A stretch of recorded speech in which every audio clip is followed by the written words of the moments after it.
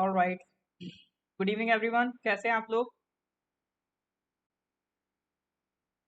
Thank you Anand ji. आज हमारा current affairs का 100 क्लास है, तो आज एक सेंचुरी हम बना के जा रहे हैं। ऑडियो वीडियो क्लियर है आप लोगों तक? हाँ जी सर। तो आज करंट अफेयर्स का 100 क्लास हो रहा है, तो इसके लिए एक लाइक तो बनता है और एक शेयर भी ज़रूर बनता है। ठीक है। तो ये सफ़र हमने स्टार्ट किया था जनवरी 2021 से। जनवरी 2021 से हमने करंट अफेयर्स अपना यहाँ पर इस प्लेटफॉर्म पे स्टार्ट किया, और वहां से बढ़ते बढ़ते बढ़ते बढ़ते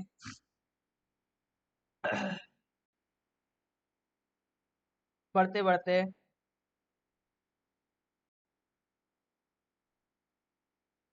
फरवरी, आज हम मार्च 2022 का करंट अफेयर्स डिस्कस कर रहे हैं।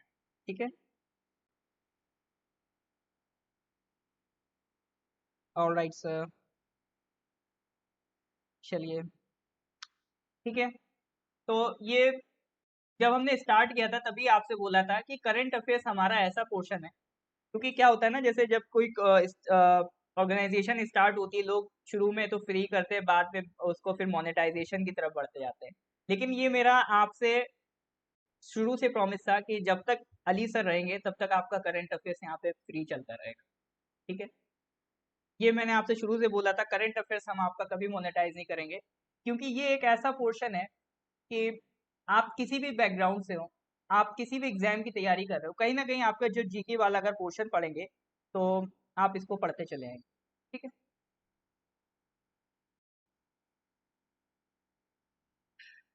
आज जनरल साइंस का क्लास नहीं था, 8 पीएम पे था। ठीक है।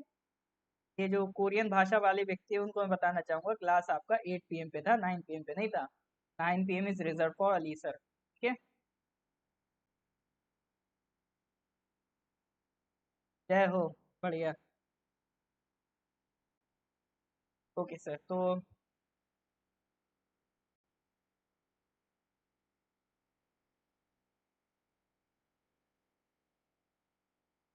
हाँ जी सर, तो स्टार्ट करें करंट अफेयर्स। कल से नो मॉर्निंग क्लास? अरे भाई ऐसा मत कहो। एक्चुअली अमरजीत सर का थोड़ा सा तबीयत डाउन हो गया था, इसलिए 8 पीएम वाला आज का आपका केमिस्ट्री का क्लास नहीं हो पाया। ठीक है। वो आपका संडे वगैरह में आपका कंपनसेट हो जाएगा। ठीक है। ओके सर, तो स्टार्ट करते हैं। देखो वही अपना पुराना रिवाज। पहले क्या है? पुराना पुराना पुराना पुराना पुराना पुराना पुराना रिवाइज करेंगे। ठीक है, जो भी पढ़ चुके हैं। तो पहले मेरे को इस क्वेश्चन का आंसर दो। Which Indian journalist has authored a book to hell and back? ये कश्मीर के ऊपर मूवी है कि कश्मीर पहले क्या था अब क्या बन गया है? सॉरी, कश्मीर के ऊपर नहीं है ये है पेंडेमिक के ऊपर, कि पेंडेमिक के टाइम पे लोगों के ऊपर क्या बीती। एक आता ना आप बीती, तो ये लोगों के ऊपर क्या बीती पेंडेमिक टाइम में, एक आम आदमी के ऊपर, एक माइग्रेंट के ऊपर, उसके ऊपर ये एक ये बरखा दत्त ने लिखा है। बरखा दत्त इज ए जर्नलिस्ट। उन्होंने क्या करा, पेंडेमिक के टाइम में उन्होंने डिफरेंट डिफरेंट सेक्शंस से बात करी, अपना घूमी फिरी, उनके एक्सपीरियंसेस को काउंट किया, और उसको लेके पूरी उन्होंने किताब बना दी। किताब का नाम है टू हेल एंड बैक। चलिए सर, इस क्वेश्चन का आंसर दीजिए। Who has become the first female cricketer to appear in 6 world cups? हाँ जी सर, इसका आंसर दीजिए। Who has become the first female cricketer to appear in 6 world cups?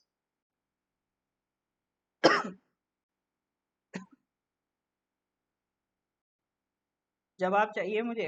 ये पढ़ चुके हैं सर? बहुत बढ़िया। मिथाली राज। बिल्कुल correct answer is Mithali Raj. इसका आंसर दीजिए। On March 7, which state government marked 100 years of the Pal Dhadwar killings, calling it a massacre bigger than the Jallianwala Bagh massacre? देखो, जालियांवाला बाग को कंपैरिजन किया गया है हाल फिलहाल में दो स्टेट्स में। ठीक है। एक तो आपका बिहार है, एक और दूसरा स्टेट है, क्योंकि उन इंडिविजुअल स्टेट्स में भी इसी तरह के मैसेकर्स हुए हैं।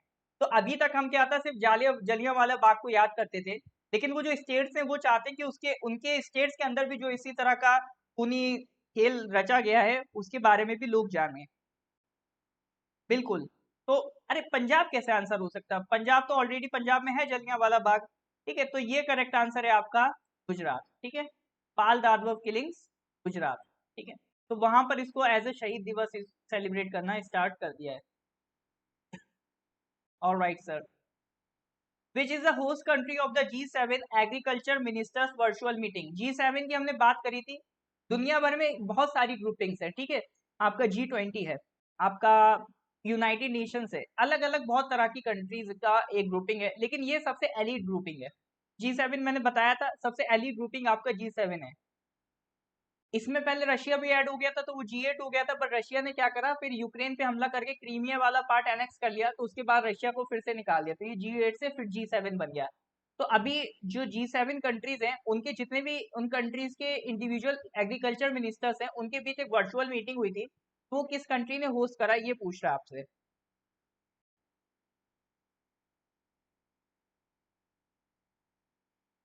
Correct answer is Germany.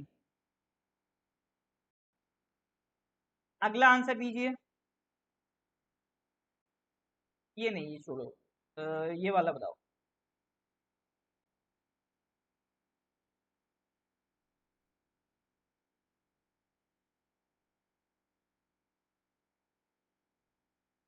ये national youth parliament festival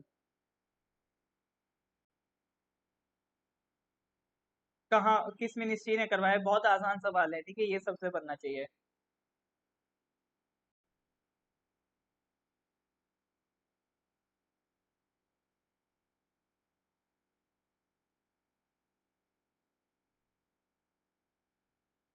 next G20 meeting कहाँ होगा?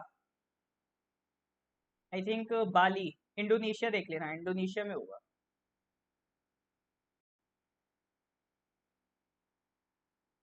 ओके सर, बिल्कुल ministry of youth affairs and sports इसका करेक्ट आंसर होगा। देखो कई आंसर सिर्फ लॉजिक पे लग जाते हैं, ठीक है, उनमें जरूरी नहीं है आपको नॉलेज हो। ये सब कर लिए थे क्या? कहाँ तक हो गया था? क्वेश्चन नंबर 49 हो गया था आई थिंक, आप 50 भी हो गया था, हाँ। ठीक है, आगे भी हम लोग बढ़ लिए थे। हाँ ये वाला, ये भी हो गया था। With intensified firing in Ukraine the government of India has temporarily shifted its embassy from Ukraine to which European country? बताइए सर, यूक्रेन से किस यूरोपियन कंट्री में आपकी एम्बेसी टेम्पोरेरीली शिफ्ट हो गई है? Romania, Belarus, Poland, Estonia. हाँ 60 तक हुआ है, बिल्कुल याद आ गया मुझे, पोलैंड। पोलैंड की कैपिटल भी चाहिए मुझे, पोलैंड की कैपिटल। पोलैंड की कैपिटल बताइए जल्दी से। पोलैंड की कैपिटल।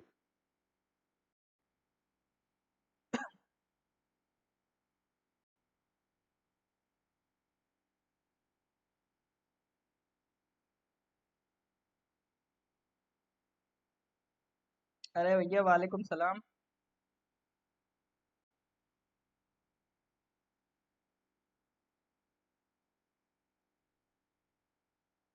पोलैंड की कैपिटल नहीं आई भाई, क्या बात है? अभी तक तो आ जानी चाहिए।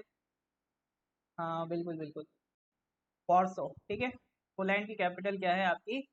वॉर्सो है, ध्यान रखना। अच्छा, इन चारों कंट्रीज में से, चलो ये देखो,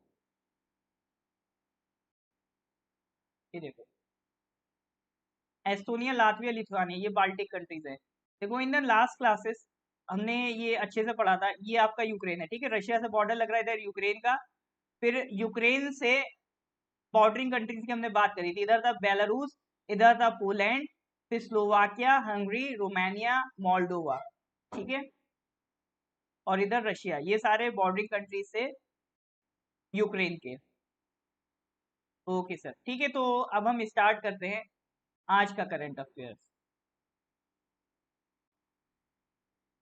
चलिए सर, ये रहा आज का आपका पहला क्वेश्चन आपकी स्क्रीन पर। What is the name of the international day of mathematics observed on 14 March?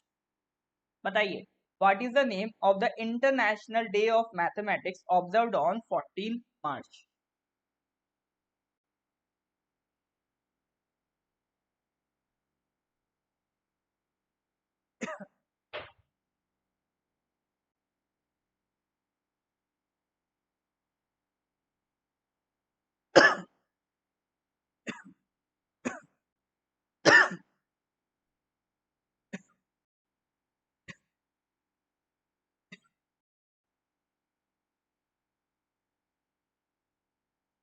Actually name नहीं होगा, यहाँ थीम होगा।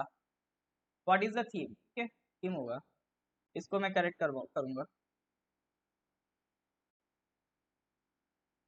Let me mark the question. भी करेक्ट करने होते हैं, मैं उन्हें मार्क कर लेता हूँ। इकट्ठा बैठ के उनमें जो भी गलती होती है हम उसको क्या कर लेते हैं, करेक्ट कर लेते हैं।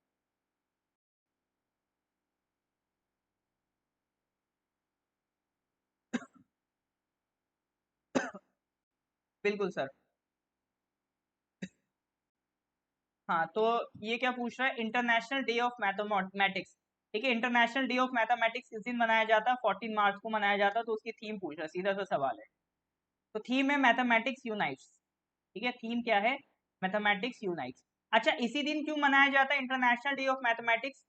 क्योंकि पाई की जो वैल्यू है, ये पाई, इसकी वैल्यू राउंड ऑफ करके 3.14 इसी दिन निकाली गई थी। ठीक है, इसको पाई डे के नाम से भी जानते हैं। इस दिन आपकी पाई की वैल्यू निकाली गई थी, राउंड ऑफ करके कितना, 3.14। ठीक है, तो उसी को सेलिब्रेट करते हैं। तो इस बार की थीम क्या है, मैथमेटिक्स। तो ध्यान रखिएगा सर, इस बार की थीम क्या है, mathematics unites. Next question, question number 62। Which authors translated in the novel Tomb of Sand has been nominated for International Booker Prize? देखो, जैसे आपका नोबल प्राइज होता है ना, पीस के लिए, फिजिक्स में, केमिस्ट्री में, मेडिकल साइंस में, इकोनॉमी में, इसी तरह से लिटरेचर में जो सबसे तगड़ा प्राइज होता है वो माना जाता है इंटरनेशनल बुकर प्राइज को। ठीक है, लिटरेचर में सबसे तगड़ा जो प्राइज माना जाता है वो किसे माना जाता है, इंटरनेशनल बुकर प्राइज को। अभी एक ऑथर है, उन्होंने एक नोवेल को ट्रांसलेट किया है। उसका नाम क्या रखा गया, टॉम्ब ऑफ सेंट। हिंदी की नोवेल थी, उसको ट्रांसलेट करा है और उसका नाम क्या रखा गया है, टॉम्ब ऑफ सेंट। इसमें इंग्लिश लिटरेचर्स की ही आपके लिटरेचर्स लिए जाते हैं जनरली। तो उसको नॉमिनेट करा गया इंटरनेशनल बुकर प्राइज के लिए, टॉम्ब ऑफ सेंट को। तो पूछ रहा है टॉम्ब ऑफ सेंट के ऑथर कौन है, मतलब किसने ट्रांसलेट करी है tomb of sand. Okay sir, तो यूनानिमसली सबका एक ही आंसर आ रहा है। बहुत अच्छी बात है, आप लोग को पता है आंसर, गीतांजलि श्री। ठीक है, तो नाम याद रखिएगा, गीतांजलि श्री। पहले इसका नाम रखा गया था रेत समाधि। ठीक है, पहले इसका नाम था रेत समाधि, और उसके बाद इसका नाम चेंज करके क्या कर दिया गया आपका, एक मिनट रुकिएगा।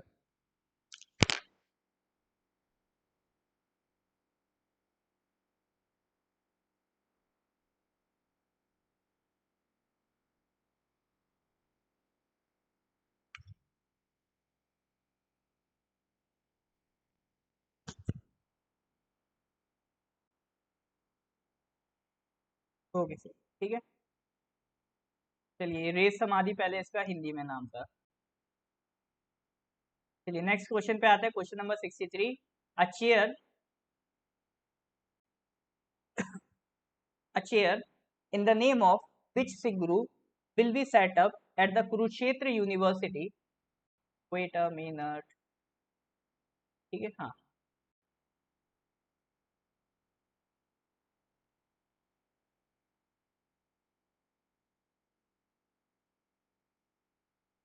हाँ, a chair in the name of which Sikh guru will be set up at Kurukshetra University as a part of 400 प्रकाश पूरब सेलिब्रेशन। बताइए सर इसका आंसर।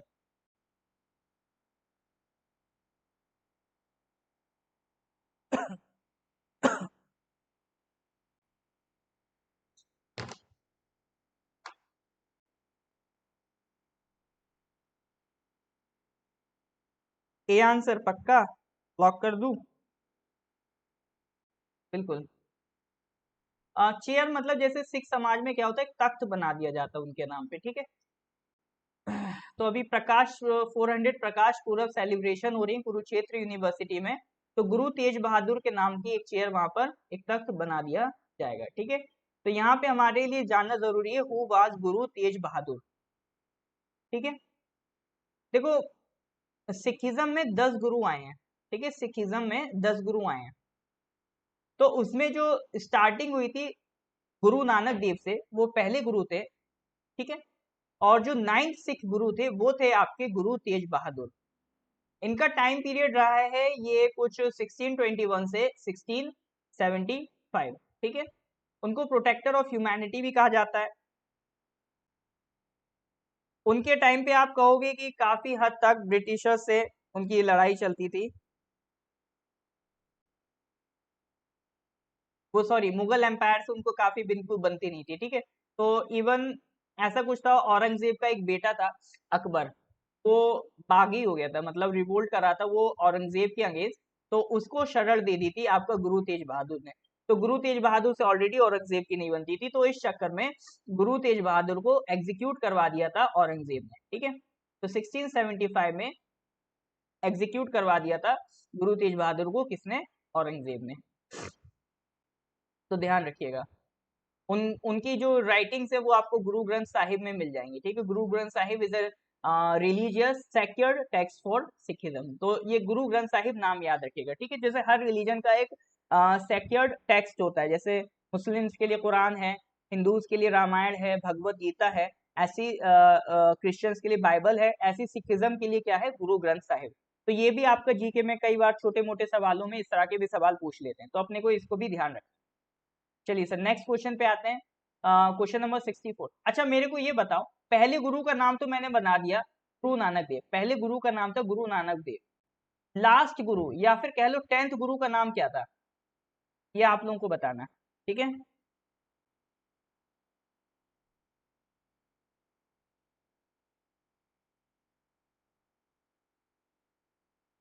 लास्ट गुरु 10th गुरु का नाम क्या था?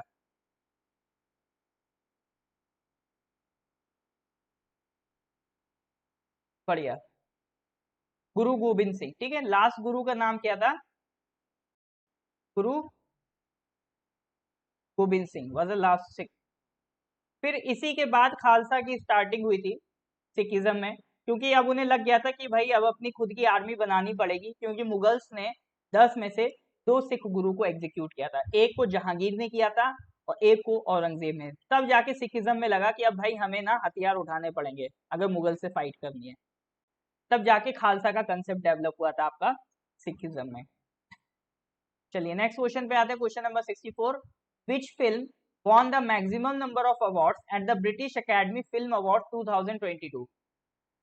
देखो अवार्ड्स वाला जो टॉपिक है इस पे भी सवाल आपके काफी बनते रहते हैं, ठीक है।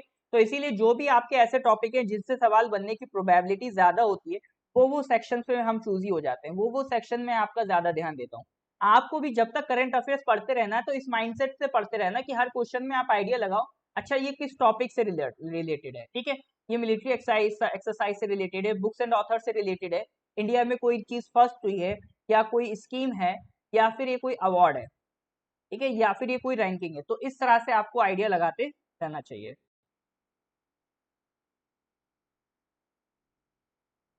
ऑलराइट, देखिए अगर लेक्चर आपको अच्छा लग रहा हो तो प्लीज इसको लाइक कर दीजिए, ज्यादा से ज्यादा शेयर कर दीजिए, आंसर जरूर दीजिए।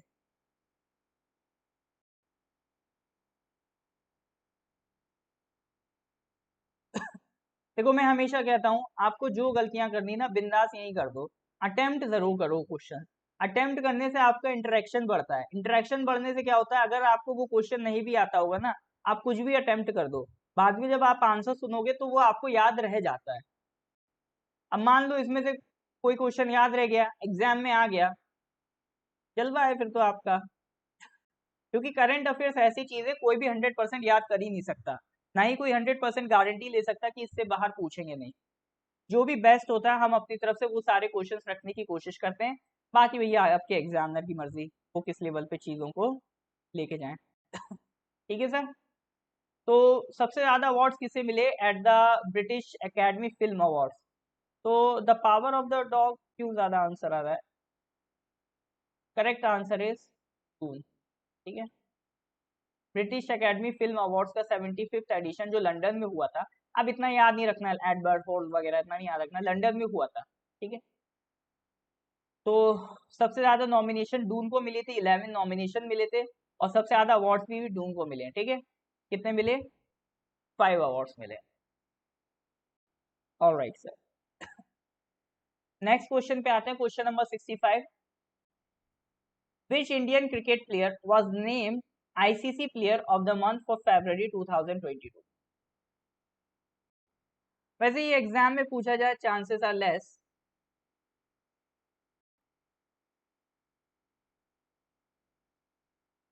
My mind.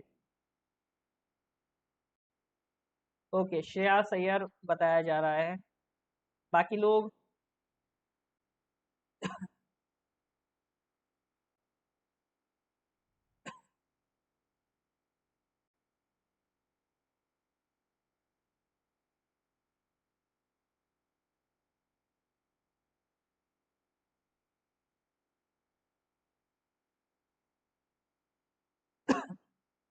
B option, Rishabh Pant बता रहे हैं। विच Indian cricket player was named ICC player of the month of February 2022? Alright, तो आज मैं कहना चाहूंगा जो बहुमत है, जो मेजॉरिटी है, वो गलत साबित हुई। Correct answer is Shreyas Iyer. ठीक है, correct answer is Shreyas Iyer, ध्यान रखना। ऋषभ पंत क्यों लग रहा है? लग रहा है ऋषभ पंत की फैन फॉलोइंग तगड़ी है।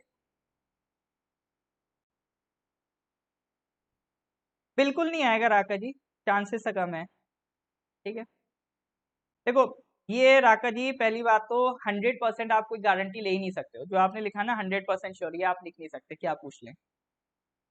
मैंने आपको प्रीवियस ईयर क्वेश्चंस करवाए थे एपीएसएसबी के, एपीएसएसबी के प्रीवियस ईयर क्वेश्चंस। उसमें क्या पूछा है पता है? एक बार नहीं, कई बार, कि अभिषेक बच्चन और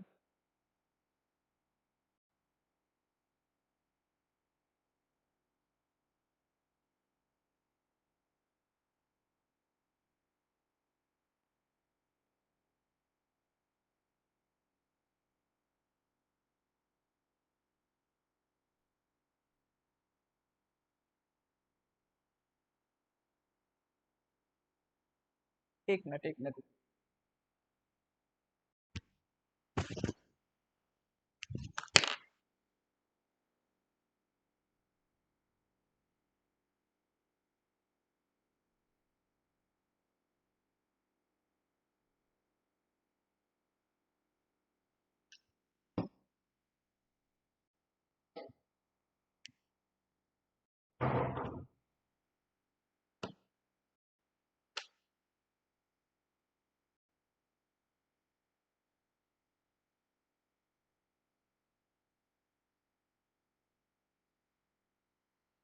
हाँ,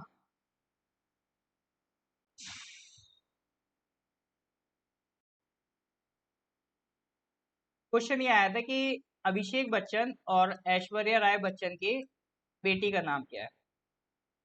ठीक है, तो 100% गारंटी आप किसी चीज की नहीं दे सकते। चलिए सर, नेक्स्ट क्वेश्चन पे आते हैं, question number 66। According to a report on trends in international arms transfer 2021, India emerge as the largest arms importer between 2017 to 2021।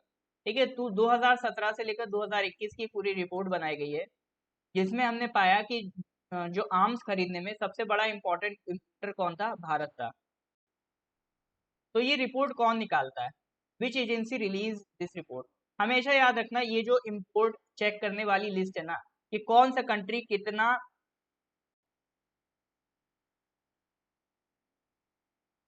Indira Modi ji, वही मैं कह रहा हूँ। ठीक है, आपका कोई गारंटी नहीं है, क्या पूछ लें। और यार, अरे मीजिंग भैया, आंसर नहीं पूछा था मैं बस एग्जांपल दे रहा था कि इस तरह के भी क्वेश्चन आए हैं। अब हो सकता है विराट कोहली की बेटी के नाम पूछ ले, है ना, तैमूर के भाई का नाम पूछ लें, या कहो तो अब्राम की उम्र पूछ लें, ऐसा भी हो सकता है।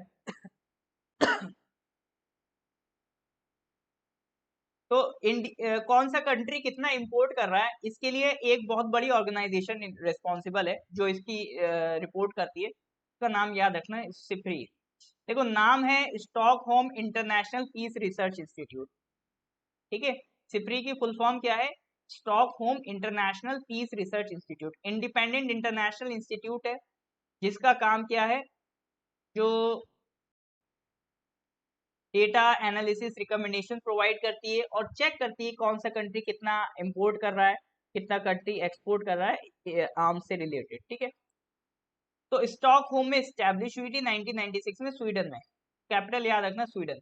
सिप्री वैसे एक क्वेश्चन तो ये बन सकता है डायरेक्ट कि ये रिपोर्ट आई किसकी, जो ये क्वेश्चन है सिप्री की है।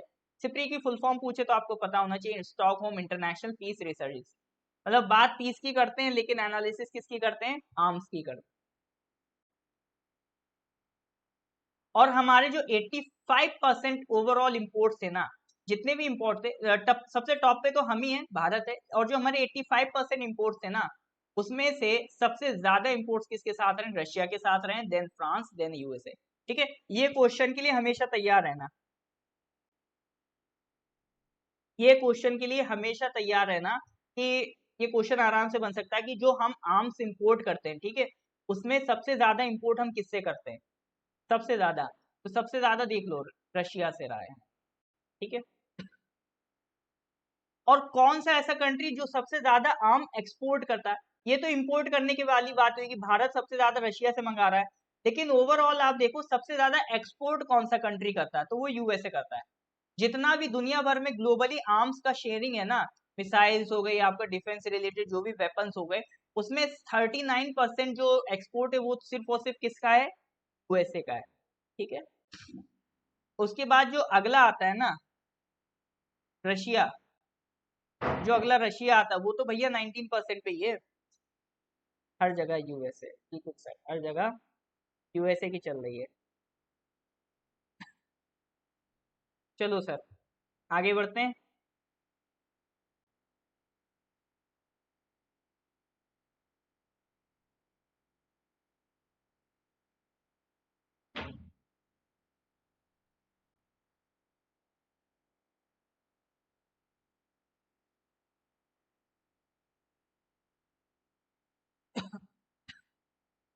Question number 67, India's first world peace centre will come up in which city? India's first world peace centre will come up in which city?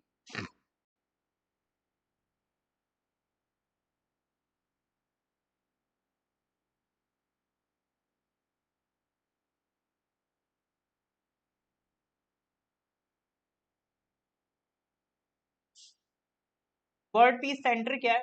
मतलब एक इंस्टीट्यूशन इस्टेब्लिश होगी जहां पर मेडिटेशन सिखाया जाएगा, योगा सिखाया जाएगा, मतलब एक पीसफुल लाइफ कैसे जीनी है वो सब सिखाया जाएगा। ठीक है, तो वो कहलाएगा वर्ल्ड पीस सेंटर।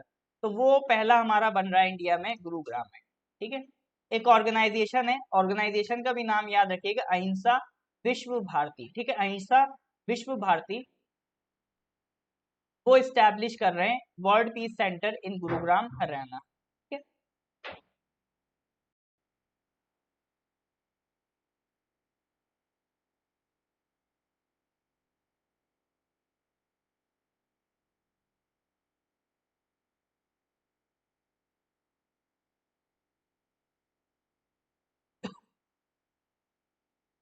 चलिए next question, question number 68, the Indian army has instituted a chair of excellence in memory of which army personnel at the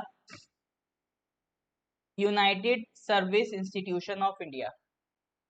personal की स्पेलिंग गलत है, ठीक है, PERSONNEL, ये मैं करेक्ट करवा दूंगा। Question number 68, cut off marks आप किसका पूछ रहे हैं?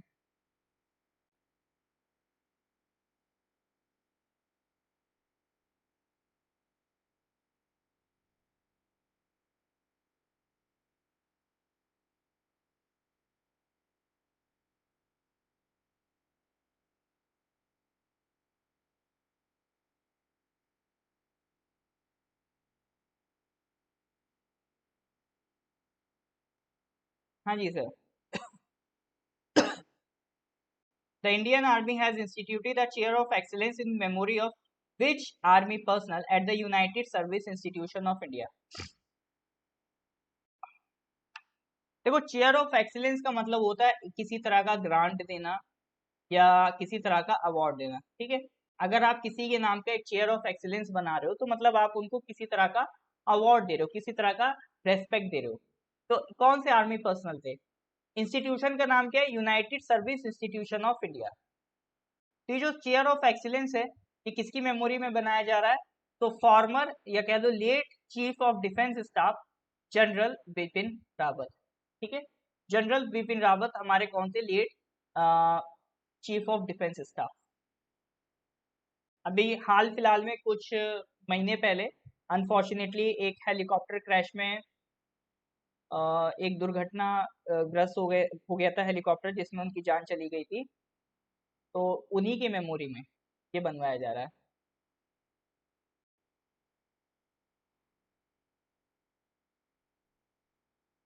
हाँ जी, ये क्वेश्चन तो ऑब्वियसली बात है आपके लिए हमेशा के लिए अब रेडी हो गया। इंडिया के पहले सीडीएस कौन थे? तो इंडिया के पहले सीडीएस कौन हो गए सर? बिपिन रावत। अभी जो सीडीएस हैं वो अभी टेम्परेरी बेसिस पे हैं। जो मिलिट्री के हेड थे आपके मुकुंद नरवाने जी, ठीक है। नरवाने अभी आपके सीडीएस। अभी जब इनका जब अब अभी इनका टर्म पूरा नहीं हुआ था बिपिन रावत का, जब इनका तो बचा कुछ जो टर्म है वो मुकुंद नरवाने जी पूरा कर रहे हैं। जब इनका टर्म पूरा हो जाएगा तो अगला जो सीडीएस होगा या तो वो एयरफोर्स का होगा या नेवी का होगा। ये डिसाइड हुआ है कि टर्न बाय टर्न बनेंगे। एक बार आर्मी के चीफ बनेंगे सीडीएस, एक बार नेवी के चीफ सीडीएस बनेंगे, एक बार आपके एयरफोर्स के चीफ सीडीएस बनेंगे, ठीक है। चलिए सर, नेक्स्ट क्वेश्चन पे आते हैं। Question number 69। United Nations General Assembly adopted a resolution to mark which date as the international day to combat Islamophobia, ठीक है। नया चीफ अभी बताया ना, मुकुंद नरवानी जी है। United Nation General Assembly adopted a resolution to mark which date as the international day to combat Islamophobia.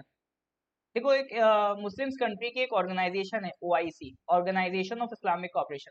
दुनिया भर में जितनी भी ऑर्गेनाइजेशन है सबसे बड़ी जो ऑर्गेनाइजेशन है वो तो यूनाइटेड नेशन जनरल असेंबली है। 200 प्लस कंट्रीज हैं इनके पास। इसके बाद जो सेकंड लार्जेस्ट ऑर्गेनाइजेशन है ना वो ओआईसी है।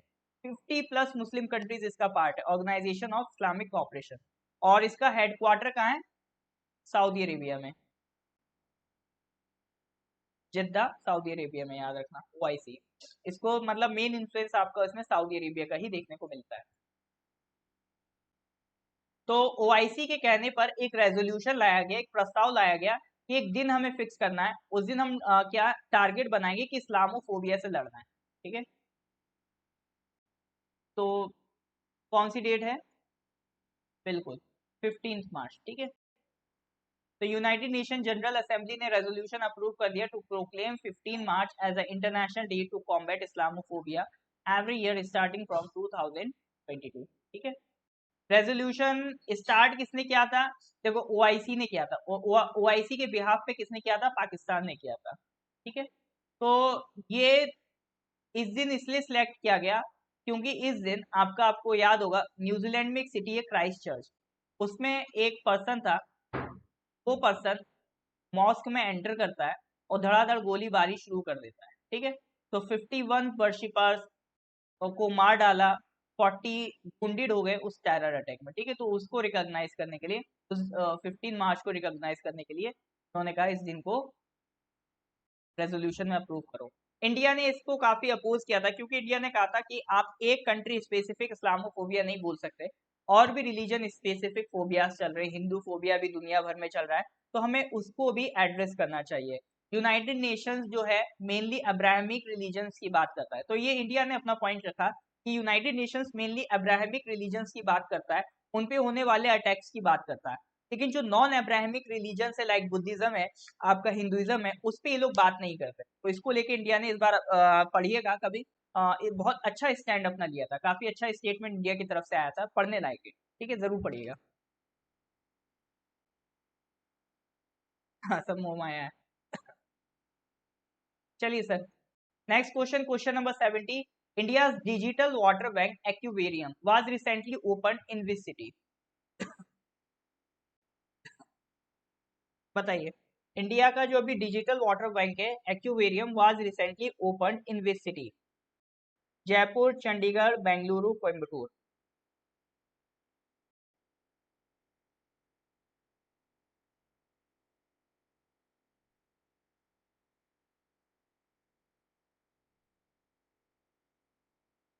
अच्छा, आपको मैं बताना चाहता हूँ कि जैसे अभी हमारे पास फ्रेश नया बैच स्टार्ट हो रहा है for TGT PGT plus forester. ठीक है, फॉरेस्टर की अगर आप तैयारी कर रहे हैं या फॉरेस्ट गार्ड की तैयारी कर रहे हैं तो आप अप्लाई कर सकते हैं। ठीक है, नंबर है 807653। अच्छा, एमटीएस का भी एग्जाम आने वाला है तो उसकी भी अगर आप चाहते हो कि एग्जाम के टाइम पर परेशानी ना हो, अभी से आप तैयारी शुरू करो तो कर सकते हो। 8076535685 इस नंबर पर आपको व्हाट्सएप कर देना है। ऑल राइट सर, तो करेक्ट आंसर इसका क्या है? बेंगलुरु। ठीक है, तो इंडिया का पहला डिजिटल वाटर बैंक एक्वेरियम कहाँ पर स्टार्ट हुआ है? आपका बेंगलुरु में स्टार्ट हुआ है। अब किसने फॉर्म किया है इंपॉर्टेंट नहीं है, इसका पर्पस क्या है। ठीक है, इसका पर्पस क्या है? जो वाटर बैंक है इसका पर्पस क्या है? इन्होंने क्या करा, एक वाटर डेटा इकट्ठा किया। ठीक है, मतलब कहाँ कहाँ से आपके पास सारी इंस्टीट्यूशन से वाटर डेटा इकट्ठा किया और उस वाटर डेटा से आप क्या कर सकते हो, कुछ कॉमन डेवलपमेंट चैलेंजेस कर सकते हो। देखो होता क्या है ना, जैसे इंडिया में सबसे बड़ी प्रॉब्लम क्या है? इंडिया में अगर आप कहो पानी की प्रॉब्लम है, बिल्कुल नहीं है। ठीक है, अभी रिसर्च असिस्टेंट के लिए भी बिल्कुल आप कर सकते हैं। रिसर्च असिस्टेंट के लिए भी हमारा जो जीके है वो सेम ही है आपका जो टीजीटी पीजीटी में चल रहा है। देखिए हिंदी के लिए अभी हमारे पास कोई क्लास नहीं है। एमटीएस में एटलीस्ट 4000 कैंडिडेट्स, क्या मतलब, पूरी बात बताइए। तो ये इंडिया में प्रॉब्लम क्या है ना, वाटर बहुत है। आपने कई बार सुना होगा कहीं जगह पर फ्लड्स आ रहे हैं, कहीं जगह पर ड्रॉट्स आ रहे हैं। तो फ्लड्स मतलब एक्सेस वाटर, ड्रॉट मतलब पानी की शॉर्टेज। तो अगर जो एक्सेस वाटर है वो ड्रॉट्स वाले एरिया में अगर आप ट्रांसफर कर पाओ तो आप क्या कर रहे हो, सस्टेनेबल मैनेजमेंट कर सकते हो। ठीक है, आप क्या कर सकते हो, मैनेज कर सकते हो अच्छे से पानी को। सस्टेनेबल मैनेजमेंट जो है वाटर का ये बहुत जरूरी है फॉर योर क्या कहते हैं पर्पज। ठीक है, अगर पानी को आपने अच्छे से मैनेज कर लिया तो आप आराम से फ्लड से ड्रॉट से इन दोनों कंडीशन से लड़ सकते हो। फ्लड्स में क्या पानी एक्स्ट्रा हो गया, ड्रॉट्स में पानी कम पड़ गया। तो इसी को हम कहते हैं सर सस्टेनेबल मैनेजमेंट। ठीक है,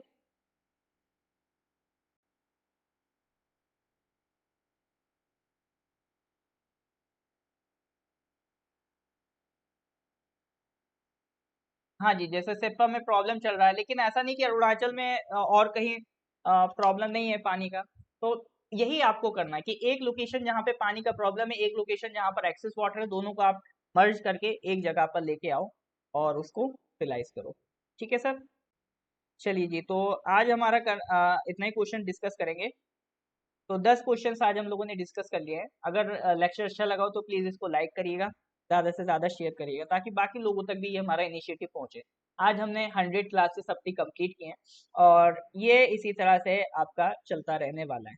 ठीक है, ये आपका करंट अफेयर्स रुकने वाला नहीं है। नॉर्थ ईस्ट पीएससी प्लेटफॉर्म पे आपका ये करंट अफेयर्स चलता रहेगा, ये ओपन टू ऑल रहेगा। ठीक है, चलिए जी, तो मेहनत करते रहिए, इसका रिवीजन करते रहिए, जो भी पढ़ा है उसको रिकॉल करते रहिए।